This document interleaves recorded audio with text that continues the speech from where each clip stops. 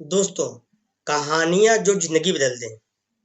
दोस्तों, आज आपके सामने मैं एक ऐसी कहानी पेश करता हूँ, जिसको सुनने के बाद आपको ये एहसास होगा कि आप अपने परिवार के साथ कुछ समय ज़रूर बिताएँ। तो शुरू करता हूँ। दोस्तों, 21 साल बाद एक आदमी अपनी माँ के साथ डेट पर जाने के अपने दिन के बारे में बता रहा था। शादी के 21 साल बाद मेरी पत्नी चाहती थी कि मैं किसी और औरत को खाने और फ़िल्म दिखाने बाहर ले जाऊँ। उसने कहा, मैं तुम्हें बहुत प्यार करती हूँ, मगर मैं यह भी जानती हूँ कि यह दूसरी औरत तुम्हें बहुत ज़्यादा प्यार करती है और तुम्हारे साथ ज़रूर कुछ वक़्त बिताना चाहेगी। वो दूसरी औरत जिसके साथ मेरी पत्नी चाहती थी कि मैं वक़्त बिताऊँ, वो मेरी माँ थी, जो पिछले 20 सालों से एक विधवा का जीवन जी रही थी। मगर मेरे काम और 3 बच्चों की मांगों के चलते मैं कभी-कभी उनसे मिलने जा पाता था। उस रात मैंने उन्हें खाने और फ़िल्म देखने चलने का न्योता देने देने के लिए फ़ोन किया। उन्होंने पूछा, क्या हो गया, तबीयत तो ठीक है? मेरी माँ उन लोगों में से हैं जिन्हें लगता है कि देर रात किया गया फ़ोन या अचानक मिला न्योता बुरी खबर का अंदेशा है। मैंने सोचा, आज आपके साथ कुछ समय बिताना अच्छा रहेगा, सिर्फ हम और दोनों। उन्होंने कुछ देर सोचा और कहा, मुझे बहुत खुशी होगी। उस शुक्रवार जब मैं काम के बाद उन्हें लेने जा रहा था, मैं कुछ घबराया हुआ था। जब मैं उनके घर पहुंचा तो देखा वो भी हमारी डेट को लेकर कुछ शंका में थी। वो दरवाजे पे अपना कोट पहने खड़ी थी। उन्होंने अपने बाल सुंदर तरह से बनाए थे और अपनी शादी की पिछली सालगिरह पर जो ड्रेस पहनती थी, वह पहन रखी थी।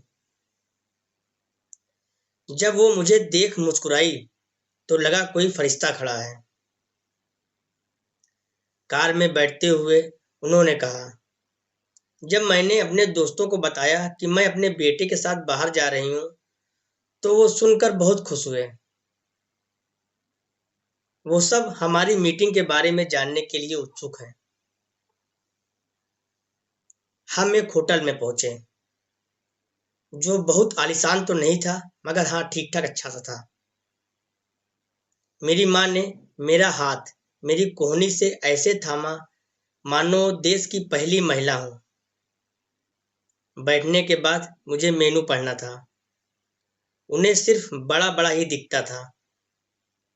पढ़ते पढ़ते जब मैंने आंख उठाकर ऊपर देखा तो माँ मुझे ही देख रही थी। उनके होठों पर मुस्कान थी।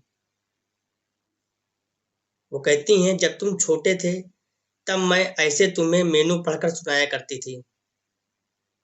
उन्होंने कहा, तो फिर अब समय है कि आप आराम से बैठो और मैं आपके लिए ये करूं। मैंने जवाब दिया। खाने के दौरान हमने काफी बातें की। कुछ खास नहीं, बस एक दूसरे की जिंदगी में क्या चल रहा है ये कहा सुना।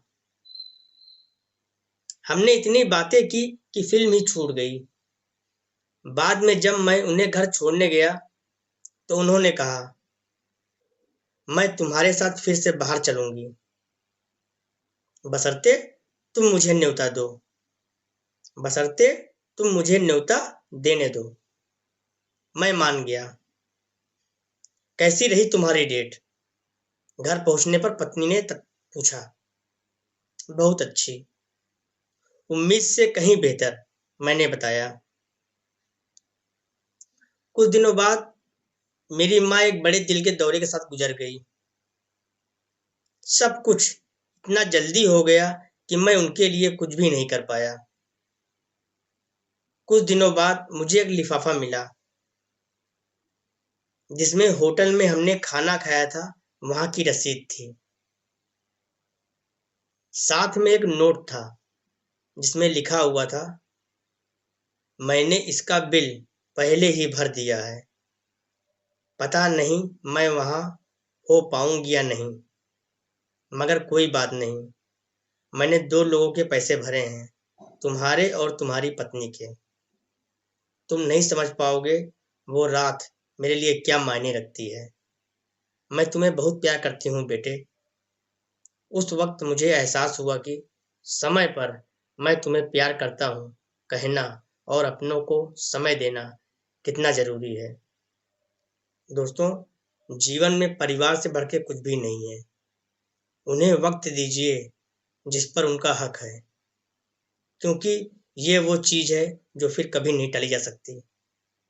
दोस्तों, कहानी अगर आपको अच्छी लगी हो तो प्लीज़ इस वीडियो को लाइक, शेयर और कमेंट जरूर कीजिएगा। Thanks for watching this video.